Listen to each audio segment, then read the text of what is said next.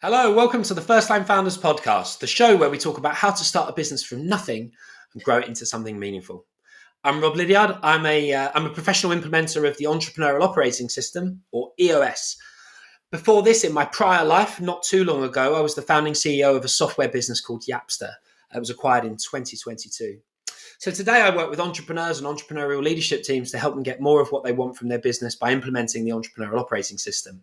But in my spare time, I love speaking to entrepreneurs and entrepreneurial people about the first-time founder experience, the mistakes that we made along the way, the scars that we now carry as a result, and pay those experiences forward so that other entrepreneurs coming down the track can hopefully avoid our mistakes and go ahead and make your own mistakes, because nobody gets through the first-time founder experience without some brutal learnings.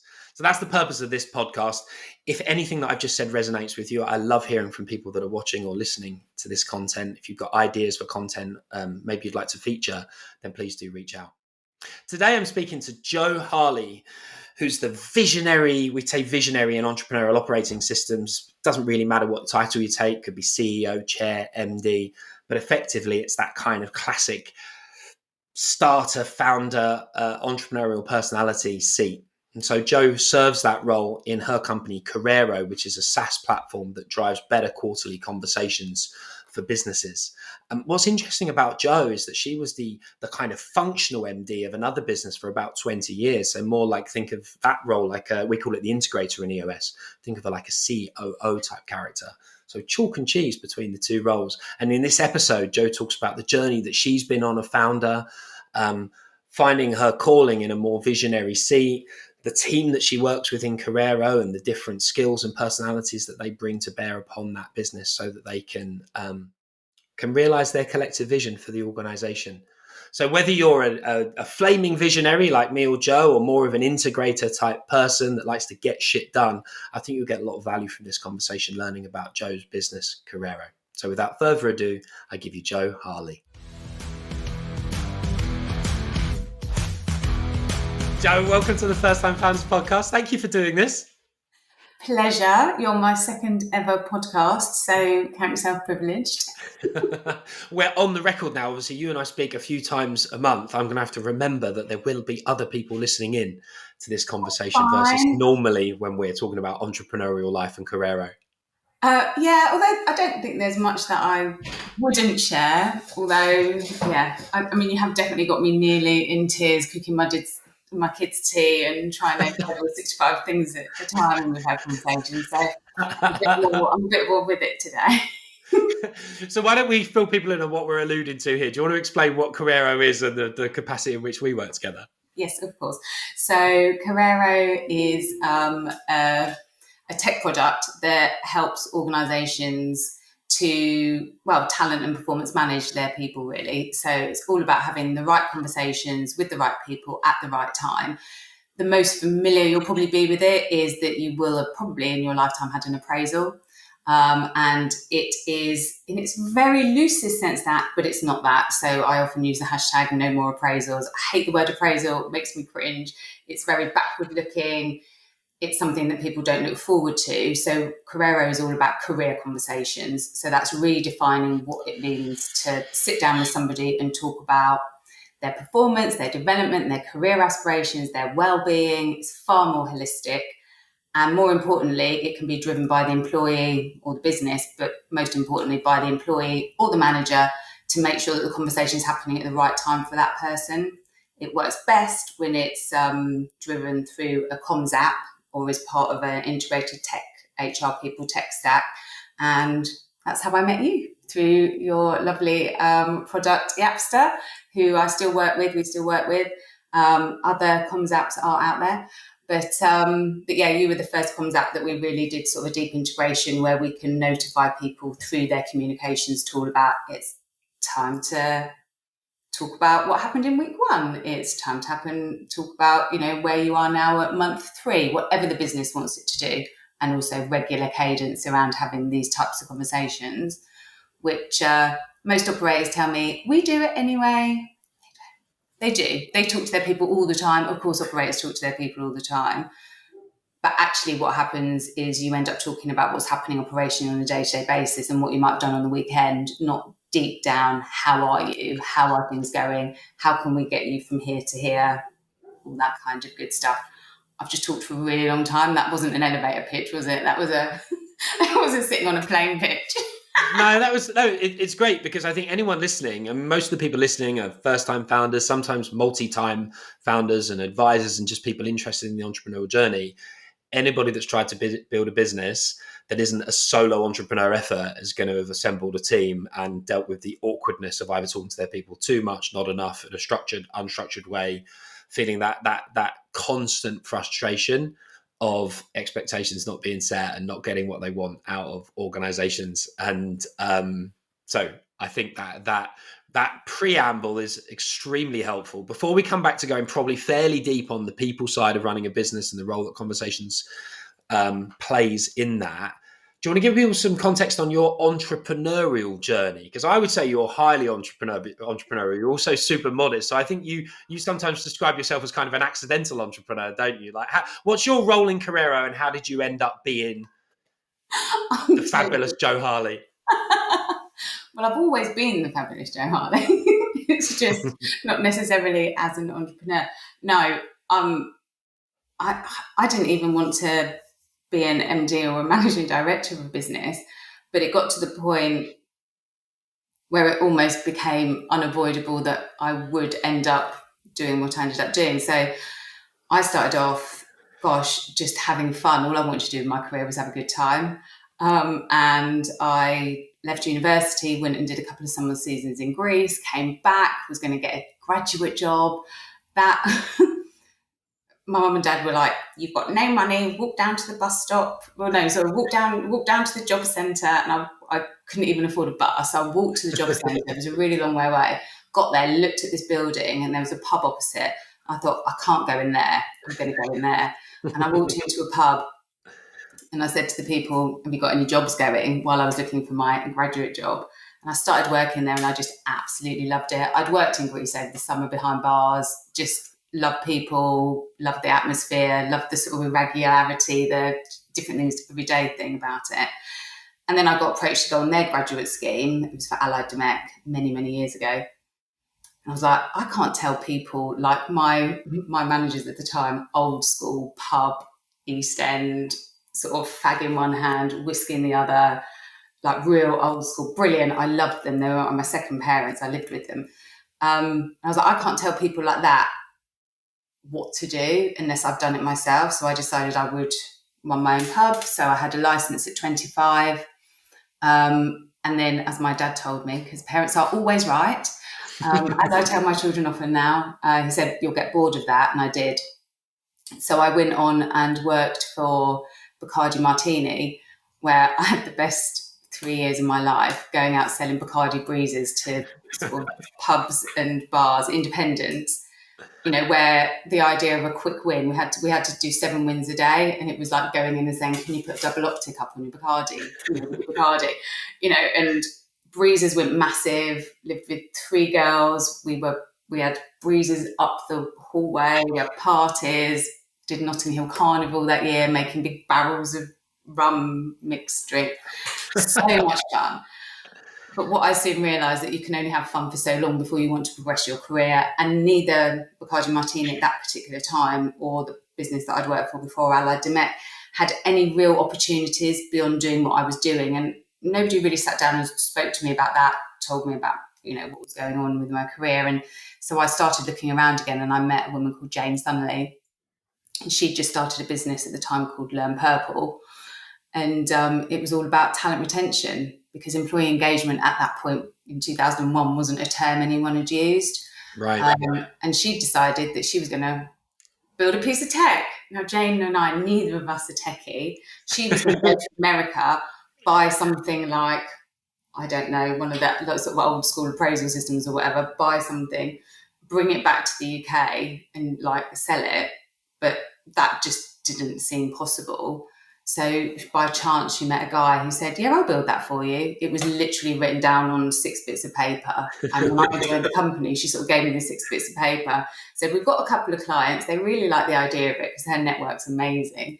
can you sort this out? And there started my journey into tech. Although if you ask Steve and Sean, my co-founders, what I know about tech, they will literally roll their eyes and say, don't let her anywhere near it. So I'm definitely the face of the business, not the technical one. Yeah, Jane and I ran Purple, went on to be Purple Cubed for 20 years. And that was all talent retention. So we did some consultancy around the whole employee journey, how to be a great place to work, mainly in hospitality with hospitality companies. And then we had our technology at that point called Talent Toolbox. And we did learning and development for cash flow. And we spent that 20 years funded through cash flow, having the best time, working with amazing partners and great people in the business, until things changed when we had a global pandemic. And Korero was spun out of that, right? You've just alluded to Steve and Sean. Yes. Can you talk about your respective roles as co-founders? Because I think that's really interesting, because you've become a reluctant visionary, haven't you? We've only given you that sort of internal title recently. So describe the two boys and the dynamic as a trio. Well, yeah, so the Talent Toolbox technology lived inside Purple Cubed, and post-pandemic, we just decided to restructure. Jane wanted to go off and do different things. Other people in the business had other opportunities. We had very few clients at that point. It was a bit dire, if I'm honest, probably one of the darkest times ever coming out of the back of the pandemic. Anyway, Steve, Sean and I saw that, we still had a tool that was being used that we could make something with, but we realised we needed to redevelop it and make it into something a bit more dynamic, more user-friendly.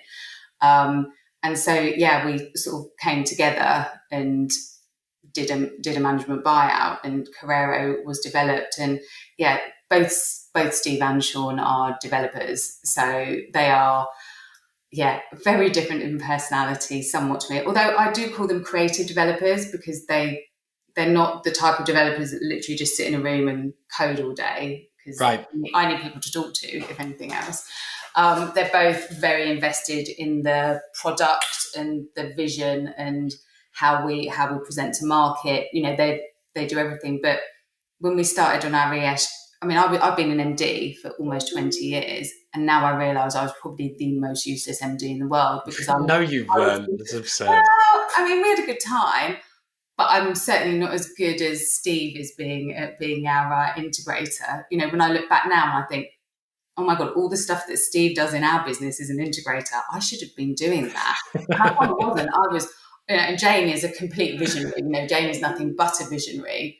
She probably had the wrong person in her integrator seat, but we had a really good time. So no regrets.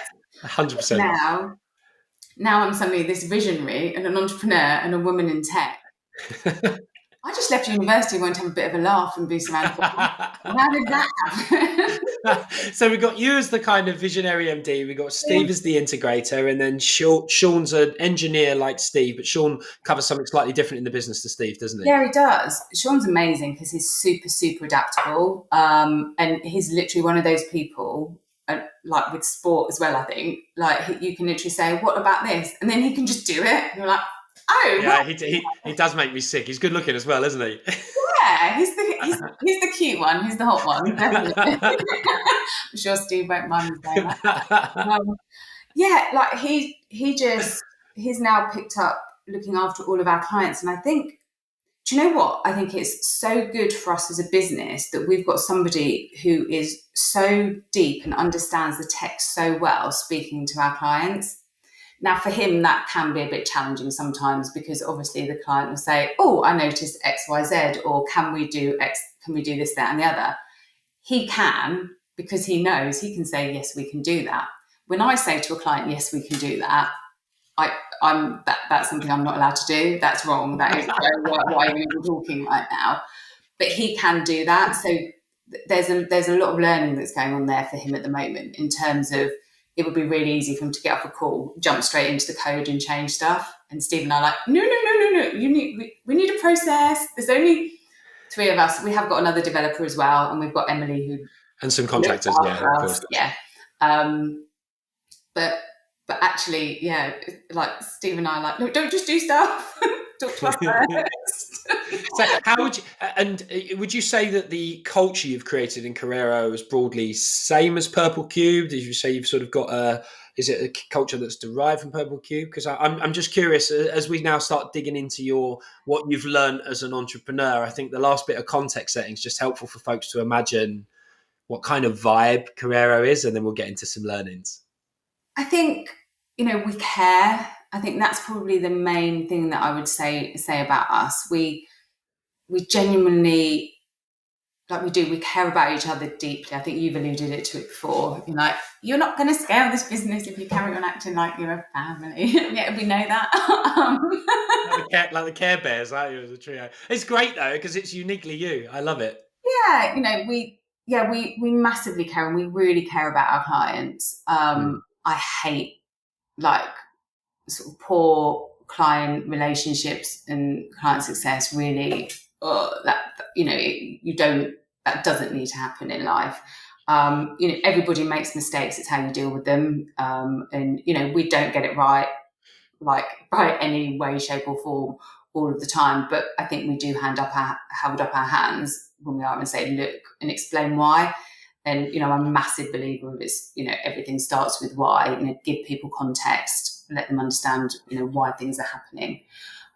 So I think that's one of the most important things to us is just having that culture of real care about people. And it is all about, and our product's about that.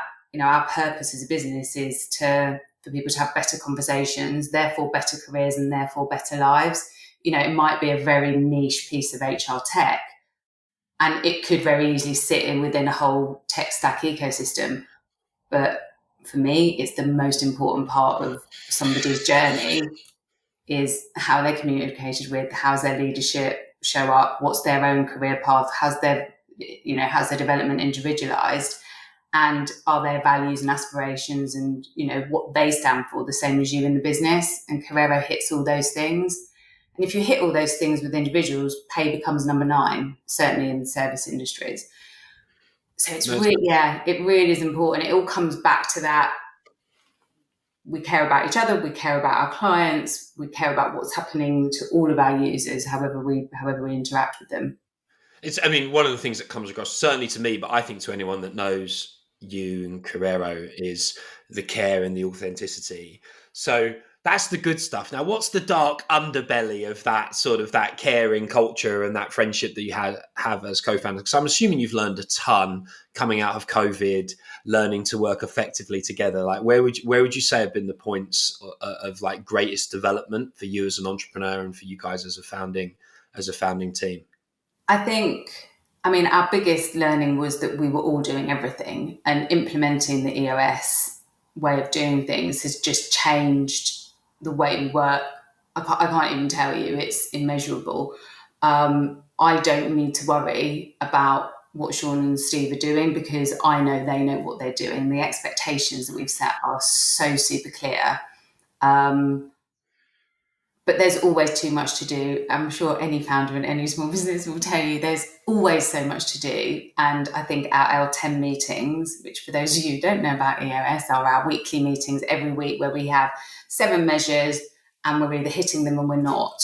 And then we talk about them and we look at any issues in the business. Having those meetings weekly has really helped us, when it does feel hard and it does feel tough. I know that there's only a number of days before we can all just get together and go, what we're going to do about stuff, and prioritise and communicate and all that stuff. So reading between the lines, would you say previously, although you were close, you perhaps weren't as clear as you could have been? Because I think there'll be founders listening that will be like, we couldn't be more open as a team. And you're like, I'm pretty sure you could.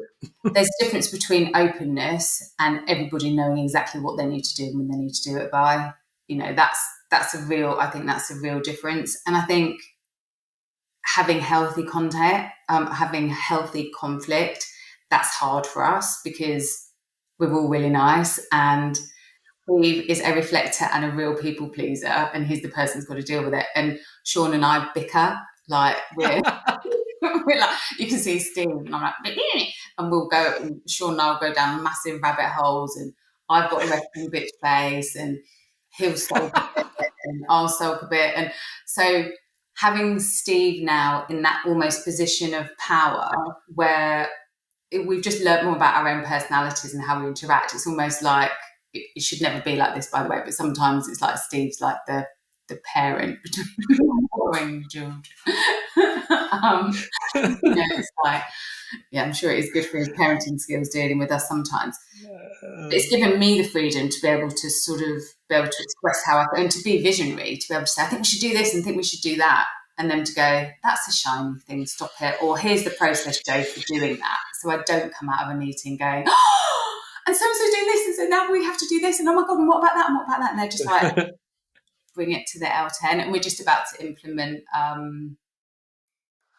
menopause of brain's gone. What am I doing with the tech, Bob? Oh, Shape Up. Shape Up, that's it. Yeah, we're implementing Shape Up at the moment. And that will make things a lot easier for Steve from his perspective as not only the integrator, but also helping Sean look after sort of product and where we're going with it. And he's the one with the most technical experience. And I think, again, that will really help us in terms of when I come back with my crazy, why can't we just use Google Translate to translate our whole system, and going and searching AI translator on Friday because someone vaguely mentioned translations to me, and I'm like, right, how are we going to do this now? And they're like, what? At least then we'll have a process where they'll just say, right, bring that to this meeting, or you can make a bid for it, or go away and find out how much. So, yeah, I think you're right. It's clarity that has helped us do it. And also that I do think we are getting better now at having conversation, because we've transitioned, right, from me having power, being MD of a business that they both worked in, to them being co-founders, where you'd sort of say, okay, now we're all equal. As anybody knows, having 3 people all equal can't be. But Steve now has permission from me and from us as a business to have the final say. And it means I have to be even more compelling when I want to get something over. And you can be very compelling, can't you? Actually, although you've been classically modest there, and yes, I have some mad visionary tendencies as well. So I totally get the having just read a book or had a meeting and then wanting to change the whole business and giving everyone whiplash. But you also play an extremely just a little less modest for a second, because I think there'll be a lot of similarly mad founders listening. Can you talk about digging in when you know that something's wrong, even if you can't articulate it? Because I've seen you do that a few times in a room, and it is actually a really important contribution of the person in your seat, isn't it? Not allow yourself to be dismissed when you know something's wrong with the customer experience. Yeah, I mean, yeah, it won't. I can't go against my own personal, what I know is right. And yeah, and I think having the days with you has been really good, because instead of us getting into a backwards and forwards, you step back and you do pull back and say, and why do you think you feel like that? And we tend to get to why it is, and then it sort of explains it in a different perspective. So then if it is something that I'm really adamant about, then I do get that sort of respect that, yeah, okay, that's why we should continue to do, or that's why we should do things in this way. And I can't tell you what they are, but as soon as they come up, I'm almost like, yeah, that's if. And, it gets to the point, I think they're probably fed up with me going, we can do it like that, but I won't be in the business. It's actually one of my favorite things, watching someone with a kind of visionary type character dealing with somebody that's more of a kind of integrator type, where if you've got nice people, both are inclined to back off, and it's really interesting watching a team just stay in the discomfort. And you have to say to the visionary, I can see that you're not satisfied yet. You've still got that feeling in your tummy that you're pretty sure something's wrong. Yeah. And the integrator's like, I don't know what you're saying, so I don't know how to fix this for you. And you can see both desperately want to just throw up their hands and say, fine, let's try it your way. And you're like, no, we have to find understanding some sort of data to validate or not, and then try an initiative to see if we can make this go away. And if it doesn't go away, we'll try and solve it again with something else next time. And I think you guys are brilliant at that. I think it's funny how you'll tease yourselves to sort of, diminish your contribution and elevate the other person's, but actually there's real magic in the way you you collaborate. And I love watching you dig in and stay in the struggle, like all of you, and on their side as well. Yeah, I know no, Steve must find it exhausting, like hanging on and making you explain what it is yeah, you're feeling. exactly. And I think that's why it's important that, like, I need that, why we're continuing to work with you is that I think, having gone into so many businesses myself, and not only with the tech, but I also do like consultancy around helping organisations be a great place to work, whether that's helping them understand what their values are and all that kind of stuff. I understand, like, it's so much easier to see it when you're not in it, and to not have really brought so much of that into Purple Cubed over those years. I think, it was what it was, but now, for me as a visionary, that's what I need. I need somebody who can hold a who can come in and sort of look at what's happening and very quickly go, yeah, Joe, let that go. Or, Steve, you're right, keep pushing her. Because sometimes I don't know. Sometimes something feels wrong, and then it might not be. We might have to go in a different direction, or we might have to do something different. And I don't know sometimes. So I think that's, having that every 3 months, just knowing that we will see you for a day every 3 months, and we can just go, and you'll help us keep on track. It's important. It's the process. It's not me, because it did the same thing for me in that seat, because it is overwhelming, isn't it? There's so much happening coming on. You've got these 136 different issues, and it's you, like you say, it's so different being on the side and having a set of tools. So there are 3 things I would love to get your perspective on. I'm gone then. Scorecard. I'd love you to talk about what it feels like with a scorecard that's all red, and then eventually a scorecard that's all green, and how you go from one to the other and what that feels like. Yeah. Love to talk a bit about right people, right seat. And I just love to talk as well about vision, and not really just like the big picture of where we're going, but what it's like to then boil that down to 90-day initiatives, and being forced as a visionary to leave things on the issues list and accept that they're not going to get done. So if we start with scorecard, yes, you don't need to tell people what the numbers were, but can you give people a sense of what it's like the first time you put a scorecard in, and each week you're looking at your contribution, knowing that you just did an 80-hour week? Oh, I mean, it's pretty tough. And with me as well, what I want to do is change the numbers. I think I came a couple of times, or change the whole score. Well, I don't think that's the right. So I'm sitting in a sales and marketing seat, which doesn't come naturally to me. Yes, you're you're at the top of the organisation and also in the middle of it, right? Doing the sales and marketing to generate revenue. So from a that's where my numbers come into play. Is, how many people are we speaking to? How are we getting our sales out there? What the number of proposals that we've got out, and what are we converting? How many new clients have we got? And look, we're a micro business, and we don't yet know. We want to grow. I mean, the last time it was like we'd like 1 million people to be using Korero, and that can change, right? But at the moment, I think we're quite happy where we are as a business. Like, our growth doesn't, we don't need a new client on Korero every week, but we need to be having new clients, and therefore we need to be working through that pipeline. And that means that I have to do some marketing activity, which means that I have to, be on socials and go and speak in front of people. And that's really uncomfortable for me. I don't like doing it. I've always managed to get somebody else to do it for me. So that's taken a real lot, because one of my scorecard measures is that I need to have, at least one, what we call connector conversation a week, which is doing a podcast, or talking to somebody about how Korero can assist with their business, or building a partnership, that kind of stuff. So that's sort of my marketing element of it.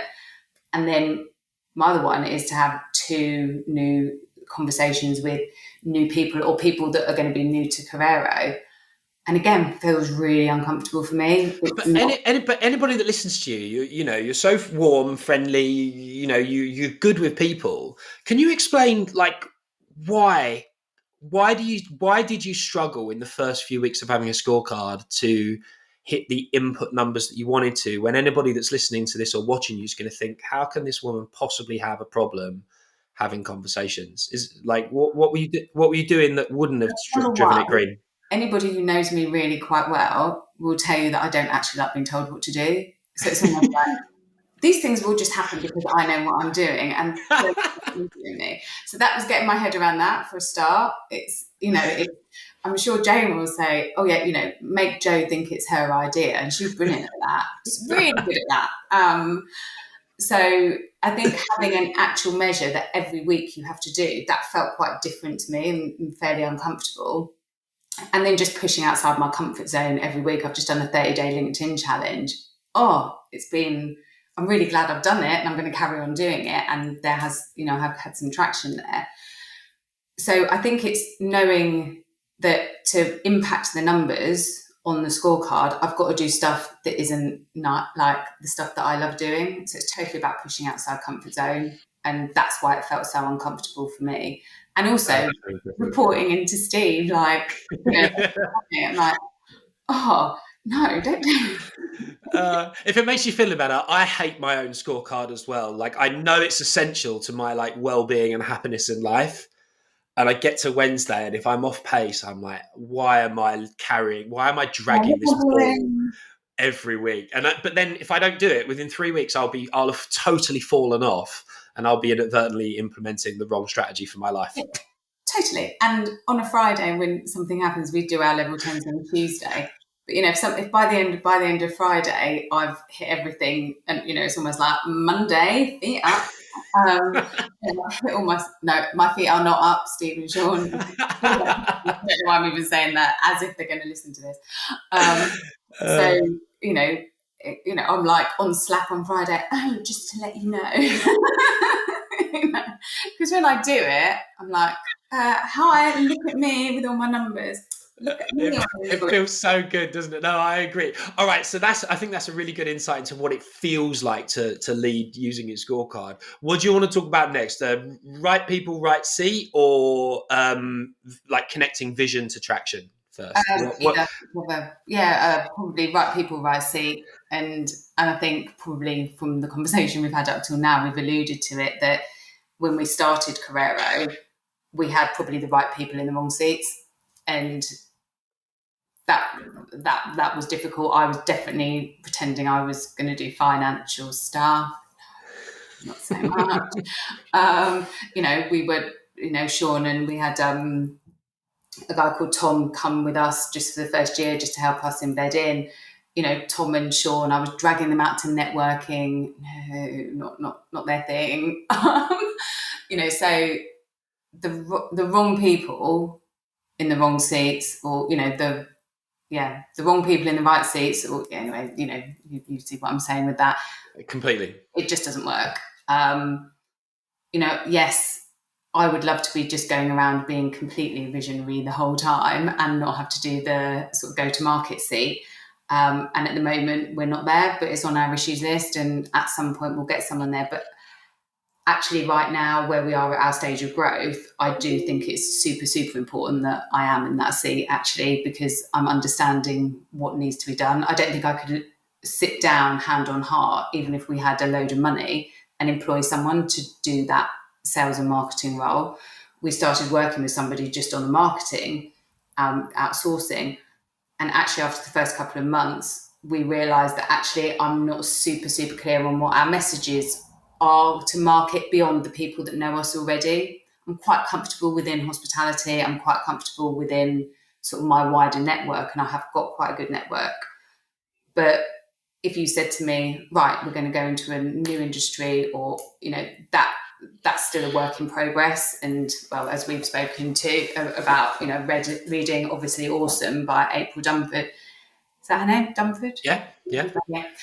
Reading that has just clarified to me that there's still some work to be done there. Now, if I had a person in that sales and marketing seat, I'd probably be saying, why aren't you doing more marketing? Why aren't you selling? But I haven't set them up to be in that right place yet. So I think it's really important I am in that seat until we really, really super, super clear I can literally tell you what it is in an elevator, not an aeroplane, that I am in that seat. But eventually I don't want to be. Steve is great and integrated, but he's also full-time developing. So he's doing 2 jobs as well. And Sean has his seat is way too big for him. So he's the right person, but he needs more people to help him. And at some point we'll decide either we'll make the technology better so we don't need the manpower, or we'll get him some new people, and maybe we'll look to get some investment, or or sell more, or whatever it looks like. Yeah, and for people listening, the context there is clients that choose Korero and Joe's organization really value the values and the service and the standards. And so there's always this interplay between, well, shall we make them self-serve so it's quicker for them, more capital efficient for us, but remove some of that white glove service element. So, and just Joe, I hope you don't mind me sort of clarifying that, because it's not as straightforward as just, well, let's just build it and make them do everything themselves, because actually you have to be really clear as the visionary as to, well, why have people picked you in the first place, and sort of stay true to what you've sold. So you're right, Joe, it's a real visionary meet sales and marketing challenge, isn't it? And we always want to get rid of it, but sometimes you just have to hold on. Yeah, I do. And I also think that, our product, we didn't, if I go back in time, I would have 100% built a comms app, you did that, or like payroll or compliance or something super, super sticky. Our product isn't, and every single organisation manages their performance differently. And it was only when I came across EOS that I realised actually there's a group of people that all now manage their goals, we call them rocks in EOS, but goals, KPIs, OKRs, whatever you want to call them, all manage them in the same way. And so we built Korero to be able to manage how you want to do that kind of stuff. So it's super, super flexible, but therefore it's quite high intensity in the first instance, working out what good looks like in your organisation and how we can use the tool to do that. But you never know if anybody wants to use the technology to manage their EOS. Yeah, then they should. Well, they should. I mean, I love it that you run your quarterly initiatives using your own product. And before we talk about the role of quarterly initiatives within a vision, just finishing off the right people, right seat stuff. Yeah. Do you see poorly configured or leadership teams lacking clarity kind of everywhere you go now? I mean, I know one of our favorite topics of conversation are organizations that have a second visionary in their integrator seat, sort of posing as their COO or MD, when it's really clear they're just a crazy founder like me and you. Yeah, 100%. And I'm so lucky. We're as a business so lucky that Steve is our integrator, because he's not what people would, the integrator is an MD role, right? And I think there's a lot of perception around there that MDs are the people that bring it all together, but also like the face of the business and the charismatic, the one that's going out there and talking about it the whole time.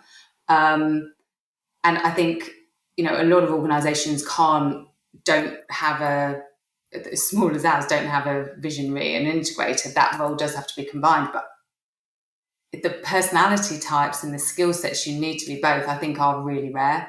I haven't seen many people that I've thought, oh my God, you could do both of those things.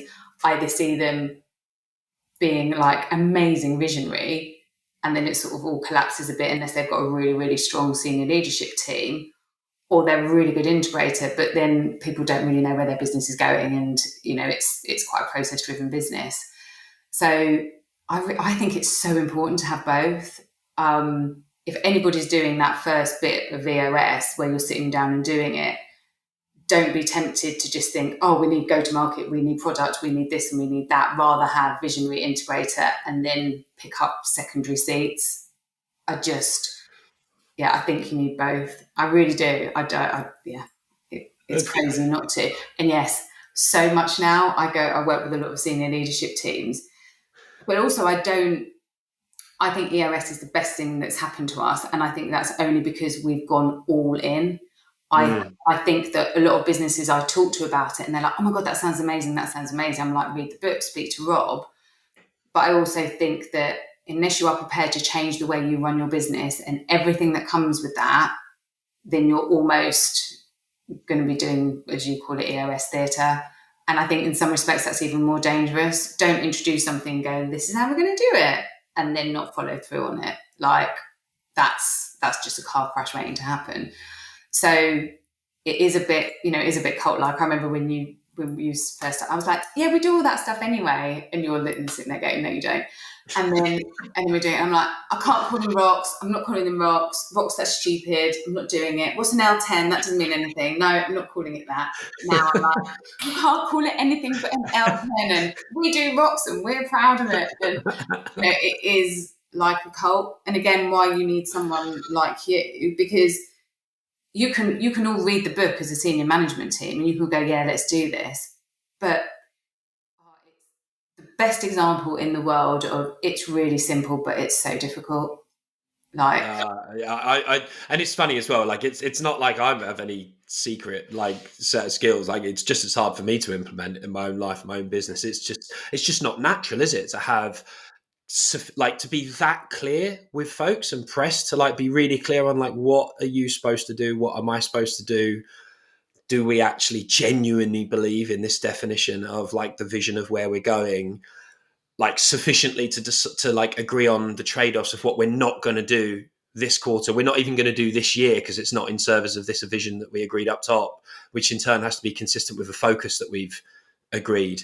I think you don't need very much like gap between you in each of the parts of defining the vision for you to end up in completely different places, actually, even though you think you're aligned. So do you want to talk to folks a little bit about that? Again, you don't need to be specific, but like, what's it like deciding what not to do and setting numbers where you actually need to hit them? Like, so many of us that have built tech businesses have grown up in an environment where we sort of set these aspirational targets and then hope we get somewhere near them, but it doesn't really matter if we don't. I mean, the whole philosophy of EOS is set it and then achieve it, right? I mean, for sure, from a visionary perspective, it's unbelievably freeing.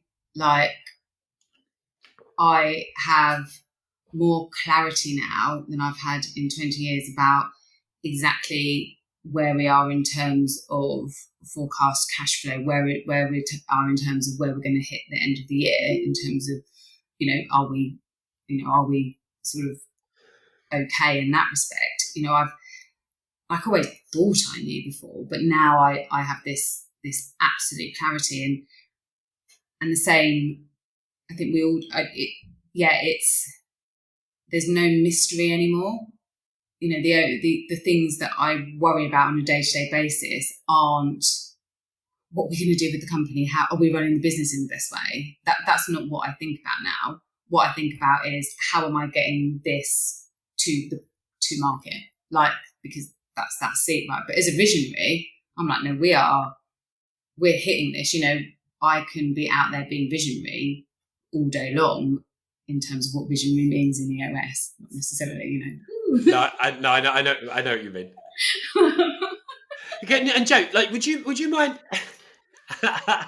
Joe, would you mind explaining, because you've got this massive 10-year vision, right? Like 1 million people having quarterly conversations through Korero. You don't envisage having 10,000 employees to achieve that. So that's creating life-changing outcomes for people that are involved with Korero, massive impact in the markets that you serve, value for clients. So that feels quite big.